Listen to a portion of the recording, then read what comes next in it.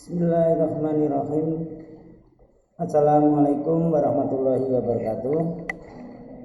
Selamat siang rekan-rekan mahasiswa, juga Bapak Ibu dosen pendamping.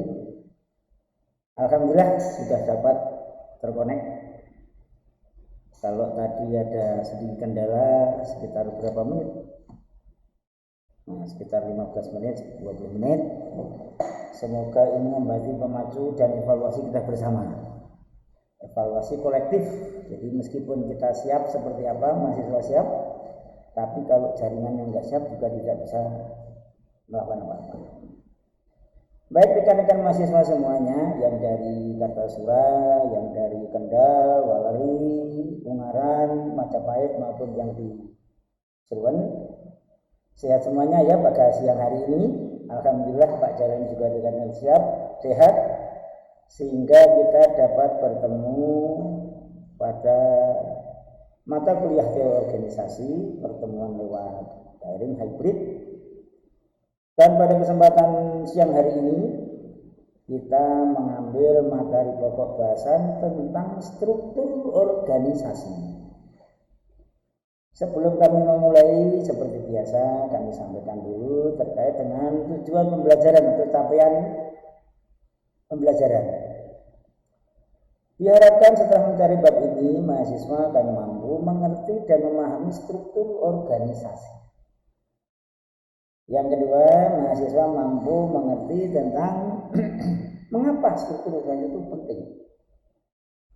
Dan yang ketiga, dapat merancang struktur organisasi yang baik. Struktur organisasi yang baik seperti apa, nanti bisa kita diskusikan bersama-sama.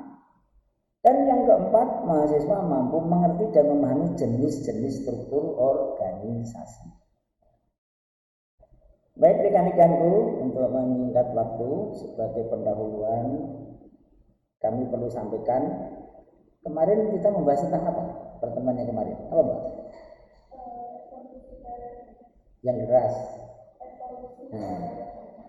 Pertumbuhan organisasi dari zaman yang klasik sampai pada zaman yang modern kemarin sudah kita bicarakan. Nah, pada kesempatan ini kita ingin membicarakan tentang struktur organisasi. Organisasi dalam klasik, dalam modern, kontemporer dan segala macam kemarin semuanya punya struktur. Apa gunanya struktur kira-kira? Ayo, apa kira-kira? Rekan-rekan mahasiswa yang di cabang apa kira-kira manfaat dari struktur itu? Struktur yang baik akan memudahkan pencapaian tujuan. Kira-kira manfaat struktur itu apa? Organisasi gampang-gampangan jadi ketua kabeh misalnya. Karena pengen jadi ketua semuanya. Kira-kira strukturnya efektif enggak? Nah, enggak. Atau jadi anggota semuanya, bekerja semuanya, kira-kira enggak? Nah, enggak. Struktur itu akan menentukan. Pertanyaan saya tadi, kenapa harus ada struktur?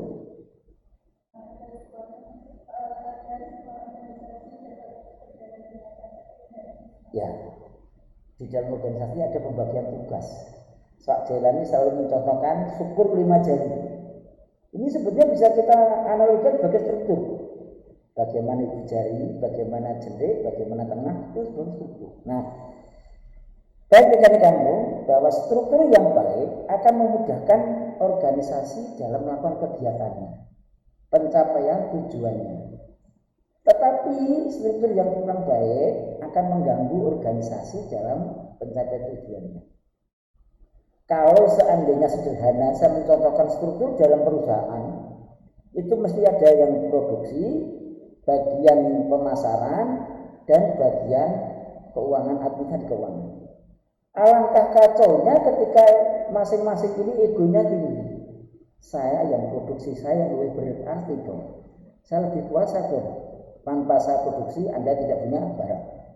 Sebaliknya, yang masarkan, saya yang memasarkan. Kamu produksi tidak bisa pasarkan, tidak akan ada artinya. Ya kalau produksinya lento itu bisa dimakan, kalau produksinya meja, ayo mau berapa? Gitu kan?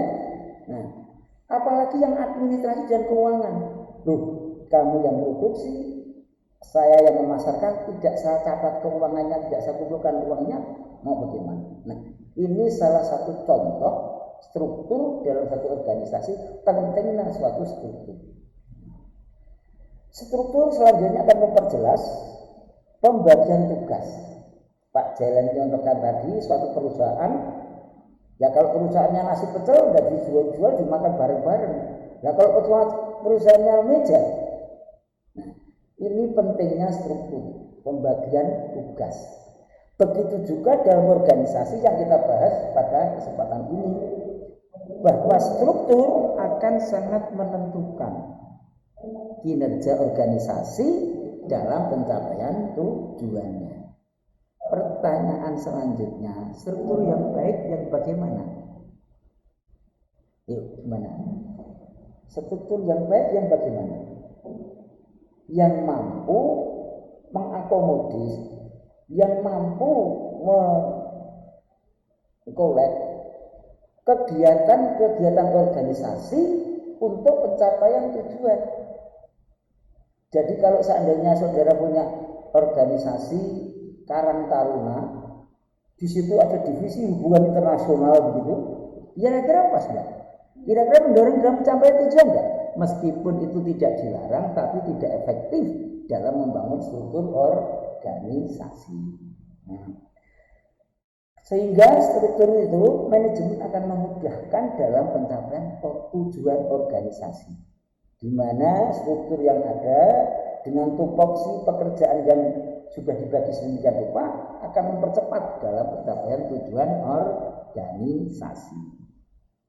Itu rekan-rekan terkait dengan introduction kami dalam pengenalan membahas tentang struktur organisasi. Ini penting. Kemarin kita bicara tentang evolusi dari zaman klasik sampai zaman modern, sama cuma kaitan dengan sosial, semuanya strukturnya berbeda-beda. Tapi pasti ada strukturnya. Monggo sebelum kami lanjutkan, kalau ada pertanyaan dari Sukarjo, Kartu STE, silakan monggo. Mungkin dari cabang ada yang bertanya atau berbagi pengalaman. Silakan. Tidak ada? Bisa dilanjut? Oke, dilanjut. Nah, manfaat daripada struktur meskipun sudah disampaikan oleh Pak Jalani di pembukaan tadi, ini perlu diperjelas antara 1 sampai 7. Tanpa ada struktur, organisasi akan sulit dalam mencapai tujuan. Karena apa? Tidak jelas saya harus melakukan apa. Tidak jelas kegiatannya untuk mencapai tujuan seperti apa. Jelas manfaatnya merangsur bagaimana struktur dapat mempertegas pembagian kerja. Jadi, kalau saya contohkan tadi, kita menganalogkan pembuatan struktur itu mempermudah dalam pencapaian tujuan atau bagi kerja, meskipun sudah sedemikian rupa diatur. Kalau tujuannya satu, ya harus saling bahu-membahu.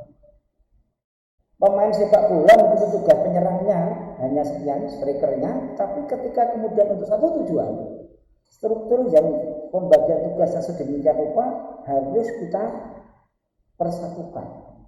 Meskipun back juga bisa menggolkan lawan gitu maksudnya. Tapi pembagian jelas, yang namanya gelandang, yang namanya back, yang namanya penyerang jelas, kiper jelas.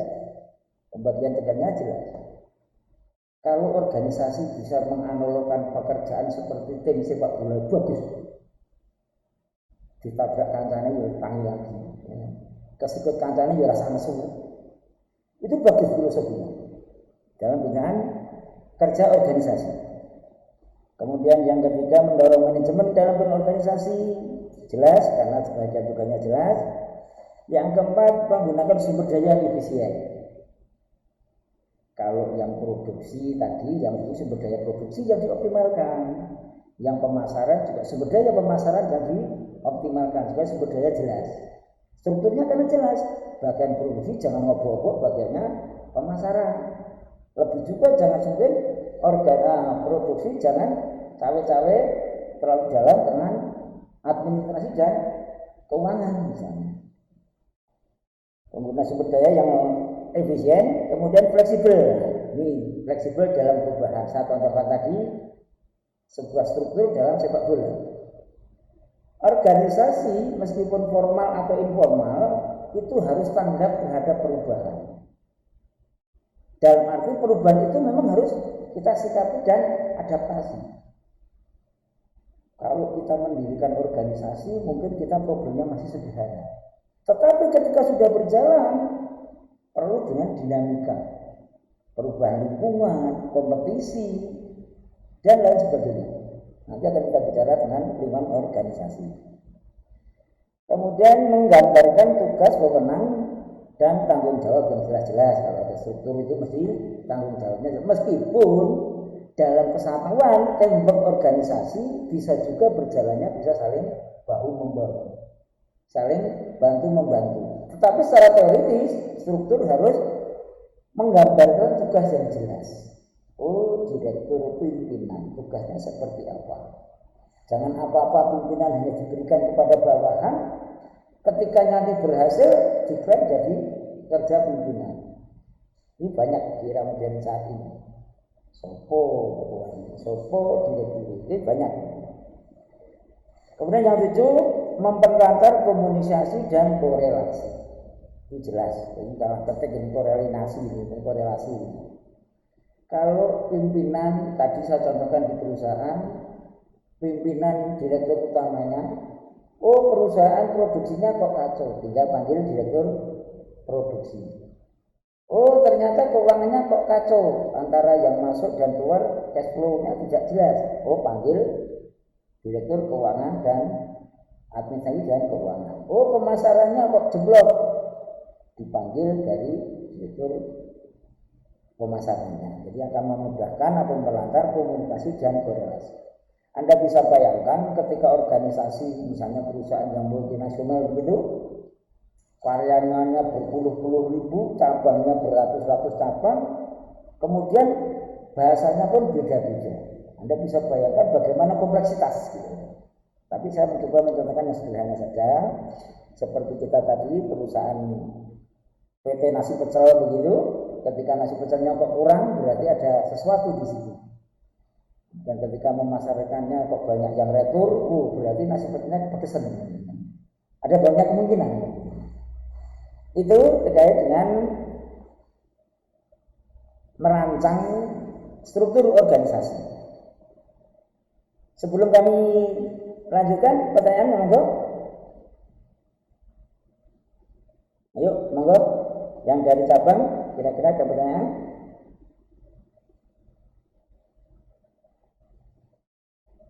Bisa dilanjut ya? Ada pertanyaan ya? Nah, kalau kita buat struktur organisasi, tujuan struktur itu memudahkan kerja tim, memudahkan koordinasi. Tujuan utamanya bagaimana pencapaian tujuan lebih tercapai dengan baik. Struktur mestinya ada rambu-rambunya. Karena apa? Masing-masing perusahaan akan beda-beda dalam menetapkan strukturnya. Tetapi secara umum membuat struktur itu harus mempertimbangkan beberapa hal. Yang pertama adalah rentang kendali. Kalau organisasinya kecil, sederhana, membuat struktur lebih mudah. Tetapi ketika organisasinya besar, bidang-bidang yang digarap bermacam-macam, utama rentang kendali harus dijaga. Harus memberi pertimbangan. Pertanyaan selanjutnya, apa kira-kira rentang kendali itu menurut rekan-rekan? Apa kira-kira? Yuk, monggo. Sambil jalan ya, jangan ngantuk. Apa kira-kira? Apa kira-kira? Rentang kendali. Oh, rentang kendali segini. Oh, ada segini.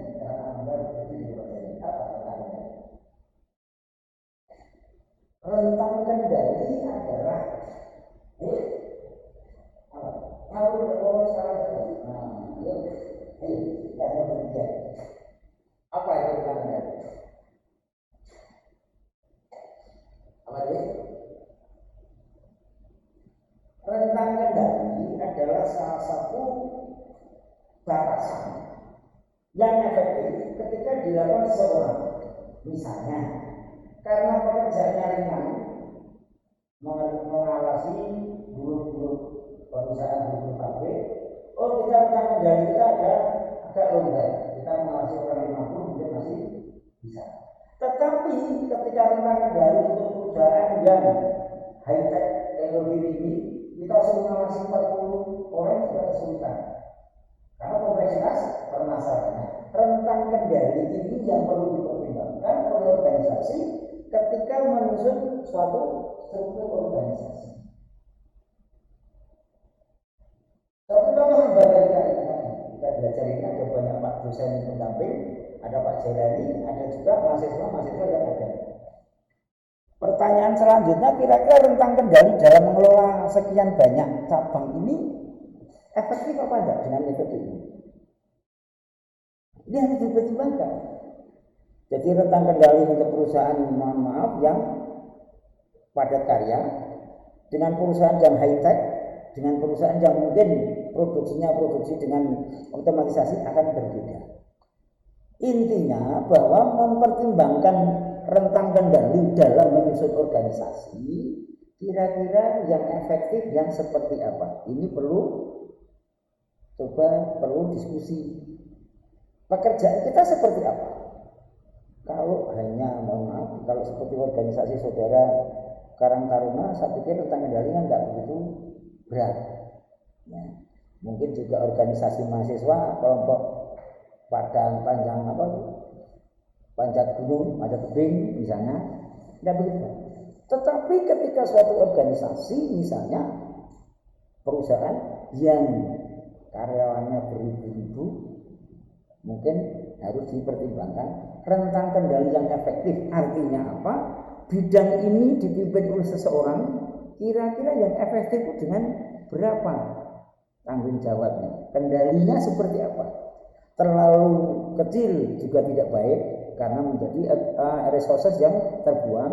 Terlalu berat, terlalu panjang juga tidak baik karena apa? Tidak efektif dalam melakukan pengawasan atau kualitas pekerjaan. Yang kedua, yang perlu dipertimbangkan adalah sentralisasi dan desentralisasi. Kalau ke atas kira-kira seperti apa, kemudian atasan ke bawah seperti apa.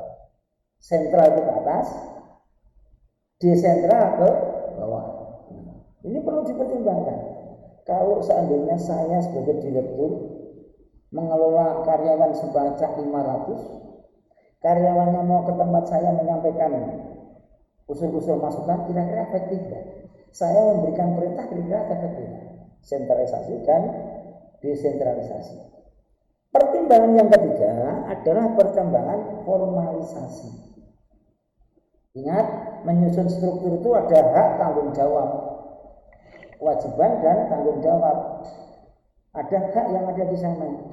Ketika kemudian kita membuat divisi-divisi atau bidang-bidang yang banyak, direktur ini, direktur itu, bidang ini, bidang itu, terkait dengan formalisasi ini bagaimana? Jangan hanya dibentuk, tapi tidak ada fungsi yang jelas. Jangan hanya dibentuk, tetapi tidak punya hak dan tanggung jawab yang cekol.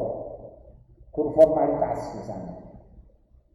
Isi struktur organisasi. Tapi ketika bicara hak dan kewajiban, tanggung jawabnya berapa tidak? Ya tidak.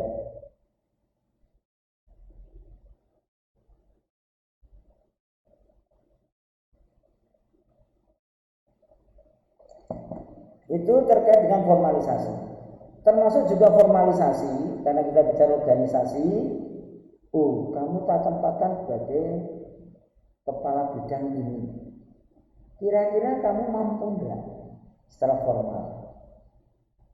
Yang kedua, kira-kira Pak Jailani yang memberikan tugas kepada kamu, jabatan kamu sebagai ketua bidang ini, Pak Jailani tanggung jawab enggak?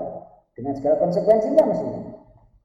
Yang namanya organisasi itu ada jabatan jam lekat, berarti ada hak yang harus ditunaikan kan begitu.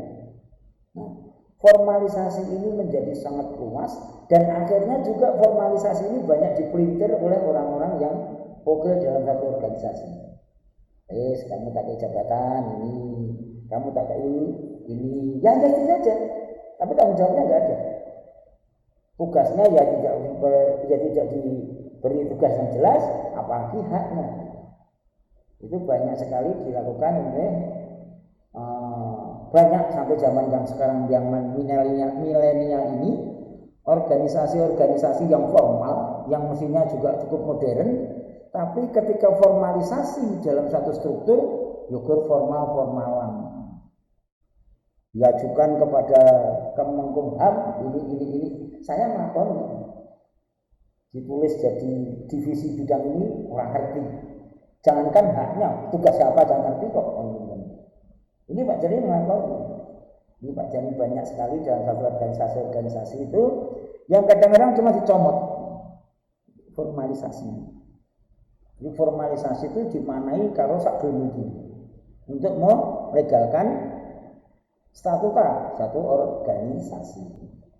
Dan yang keempat yang perlu dipertimbangkan dalam kita menyusun struktur organisasi adalah departemenisasi. Kalau perusahaannya bergerak di bidang Jerman begitu misalnya ya, departemennya ya sesuai dengan departemen yang bergerak di bidang Jerman. Misalnya di organisasi perusahaan PT Jerman XYZ itu, kalau di sini ada divisi ataupun manajer bidang alat-alat hankam gitu kan, nggak nyambung kan? Ini sesuai departemenisasi. Kalau tadi saya contohkan perusahaan PT Nasi Pecel, departemen produksi. Oh ternyata produksinya sekarang sudah besar karena PT Nasi Pecel. Oh dibuatlah departemen bahan baku. Departemen mungkin dibuat alat-alat masaknya. Mungkin ada departemen lagi untuk mewadai ataupun divisi untuk produk hasil nasi pecel. Tidak masalah, karena sudah begitu sesuai dengan tuntutan. Nah, departemen ini dalam menyusun struktur harus relevan dengan organisasi yang ada. Tadi saya contohkan tempat kamu Karang Taruna aja departemen hubungan luar negeri itu kan nggak begitu nyambung, nggak digunakan gitu. Meskipun juga tidak salah gitu. Tapi kalau masih di kampung, saya pikir kok departemen luar negeri itu belum begitu diperlukan. Nggak tahu kalau di Karang Taruna di Jakarta itu seperti KIN gitu kan ya. Nah, IKN atau KIN itu mungkin. Nah, selanjutnya dalam menyusun struktur organisasi ini akan sangat menentukan, tidak ada aturan baku, tetapi pertimbangan ini penting. Apakah rentang kendalinya sesuai, batasan kita menangani suatu kekuasaan atau jabatan yang ada, apakah sentralisasi dan desentralisasi, kemudian bagaimana formalisasi dan departemenisasi. Tidak ada aturan baku, sekali lagi saya katakan, dalam menyusun struktur organisasi. Pertimbangannya adalah kepentingan organisasi dalam melakukan kegiatan untuk pencapaian tujuan. Artinya begini, sama-sama perusahaan bisnis begitu, belum tentu sama produknya, sama perusahaannya, strukturnya harus beda, harus sama. Sama-sama perguruan tinggi, saya yakin strukturnya berbeda-beda, tetapi mestinya aturannya seperti tadi, untuk mempermudah komunikasi, untuk membuat pembagian tugas, ini untuk pencapaian tujuan dan mesti sama. Tapi saya yakin buat strukturnya tidak sama. Apakah salah Pak? Tidak salah. Ayo silakan bertanya. Yang di atas roh, silakan monggo. Jadi lanjut ya, ada pertanyaan ya. Biasanya saya kalau banyak yang tanya, yang kritisi itu malah bisa berkembang. Kemudian yang selanjutnya, tidak ada aturan yang baku. Harus begini, harus begitu dalam membuat struktur. Yang ada adalah visi-visi, panduan di depan pembicaraan, mempertimbangkan dalam membentuk atau menyusun struktur organisasi. Yang selanjutnya, bagaimana membuat struktur organisasi yang baik. Sekali lagi saya katakan tidak ada aturan yang baku, tidak sama. Ini pun hanya normatif. Struktur organisasi yang baik harus memenuhi persyaratan utama, yaitu adanya pembagian kerja. Sekarang saya tanya, Bapak Ibu dosen yang lain juga bisa berkomentar mungkin, kira-kira struktur organisasi yang ada pembagian kerja secara fair banyak apa gimana? Kira-kira yang menurut saudara ini bekerja kan? Nah, kira-kira struktur organisasi yang baik harus ada pembagian kerja yang jelas. Di situ jelas pembagiannya jelas. Oke, jadi bagus. Kalau kamu yang berorganisasi, pembagian kerjanya jelas, jelas tapi yang melakukan.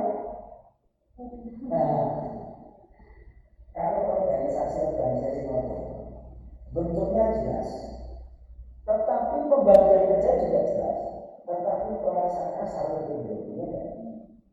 Pak Jaya ini belum lama ini membenahi organisasi takmir masjid. Saya sebenarnya penasaran. Ternyata pembagian yang sudah dibuat sebelumnya bagus, kemudian ditawarkan sambil bertemu Pak, Bu, Mas, Bismillah. Pada prakteknya hanya itu saja. Nah, padahal ketika membuat struktur organisasi yang baik, kita harus memperhatikan adanya pembagian kerja. Apalagi kalau organisasi modern, organisasi formal, pembagian kerja jelas, tetapi ketika implementasi pelaksanaan, sopor yang sedang bos, ya, sopor yang sedang pimpinan. Ini realitas. Tetapi saudara belajar dari organisasi, ketika nanti saudara membentuk organisasi, struktur yang baik harus mempertimbangkan adanya pembagian kerja. Nah, ditulis kok hanya sebagai statuta, tapi kemudian tidak ada implementasi, ya berarti struktur yang tidak baik. Meskipun diakui baik, kan lakuannya, tapi kan ternyata tidak baik. Yang kedua, struktur yang baik secara jangka panjang adalah mampu mengkoordinasikan tugas. Adanya struktur itu seperti kita melihat suatu pohon. Mesti ada cabang-cabangnya. Atau kalau tebu dari cabangnya, tebu langsung kena. Ketika bagaimana cabang-cabang itu menghasilkan buah, bunga kemudiannya buah, kita contohkan. Baik apa baik? Baik apa baik? Baik. Sama juga ketika membentuk satu struktur organisasi. Bagaimana struktur organisasi itu mampu mengkoordinasikan tugas yang ada. Tadi pimpinan bagaimana produksi nasi pecel, yang menjual nasi pecel, mengatur administrasi nasi pecel, semuanya berjalan dengan baik. Kalau organisasi berjalan dengan baik, berarti strukturnya insya Allah baik. Belum tentu struktur yang baik, organisasinya baik, belum tentu. Karena apa? Banyak struktur yang hanya formalitas. Dibuat struktur memenuhi standar statuta, misalnya. Kita Pak Jelani mau membentuk perusahaan. Statuta syaratnya harus gini, dapatnya izin. Pak Jelani mau mengajukan pinjaman. Maksudnya harus statuta tidak satu keluarga dibuat beda-beda. Pak Jelani mau mengajukan membuat CV atau PT, badan usaha. Mesti harus diimbangi dengan KTP orang-orang yang tidak sekeluarga Pak Jelani. Tetapi ketika kita membuat struktur organisasinya sudah ada. Bagaimana organisasi bisa berjalan dengan baik? Struktur yang pertama harus ada pembagian tugas. Setelah dibagi tugasnya harus adanya kemampuan untuk mengatur, mengkoordinir. Karena apa? Tanpa dikoordinir dengan baik struktur yang seperti Pak Jalin sampaikan, ya hanya formalitas saja. Dan ini banyak sekali di era sekarang ini. Taunya orang akademisi, taunya orang modern, orang milenial, struktur-struktur yang Guru patut ini formalitas ini sangat banyak sekali untuk organisasi formal, apalagi kalau kita bicara organisasi bisnis keluarga. Di bisnis keluarga itu misalnya membuat CV banyak dengan apa, tapi sebenarnya satu orang atau yayasan yang penting 3 orang atau lebih, ternyata orang-orangnya ya kadang banyak yang tidak mudeng. Aku ora ngerti.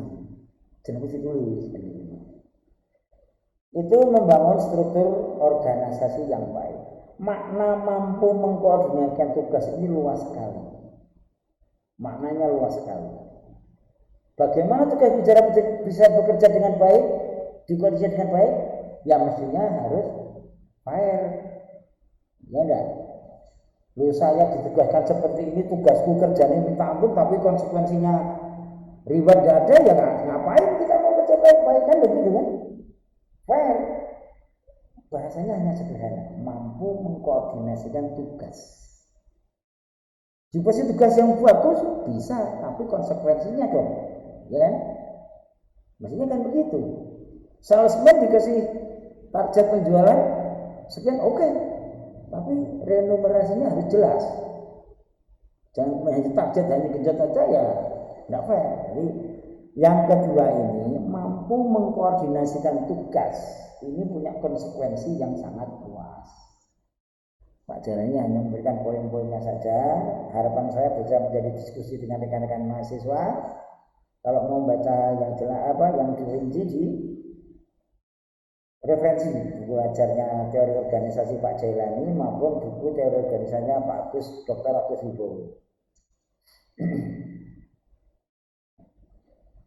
Ada bermacam-macam tentang struktur organisasi. Yang pertama struktur, sebelum saya lanjutkan, ada pertanyaan dulu? Tidak ada. Ya. Lebih aman tidak ada. Lanjut. Ya. Macam-macam struktur organisasi. Ingat, struktur organisasi untuk memudahkan dalam pencapaian tujuan. Agar kegiatan organisasi bisa berjalan dengan baik, dibuatlah struktur. Saya contohkan struktur itu ketika saudara senangnya lagu jazz, apa dangdut, apa rock. Pop yang melo gitu ya. Lagu-lagu itu kan beda-beda. Tapi sampai namanya lagu-lagu kan senangnya juga punya segmen macam-macam kan. Kebetulan kamu suka yang pop, Pak Jani suka yang dangdut.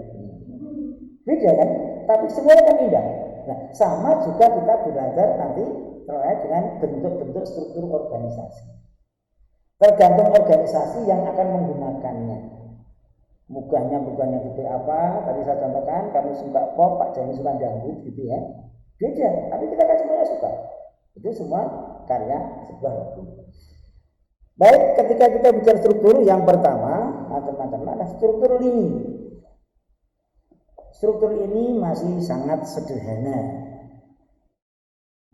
Biasanya digunakan dalam organisasi yang masih kecil. Kelemahannya, kelebihannya,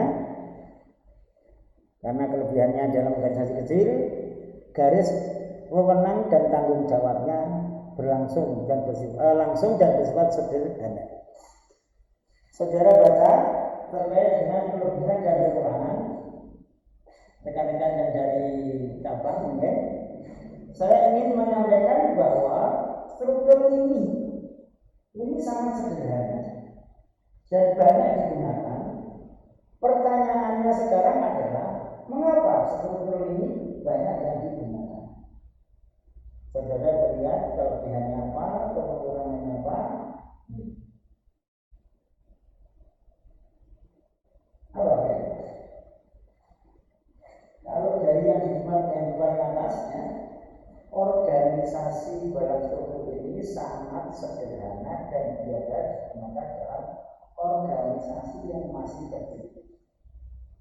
Padahal organisasi itu sesuai dengan perkembangannya mesti berkembang sangat besar. Ini sangat besar dan ketika sudah organisasi besar, urusannya tidak sederhana, tapi menjadi kompleks. Nah, biasanya organisasi yang struktur ini digunakan untuk awal-awal organisasi yang masih kecil. problematika sudah sangat berat, urusan-urusan yang lebih besar, ini tidak efektif digunakan. Tetapi sebagai saudara belajar teori, oh itu tuh namanya struktur lindung.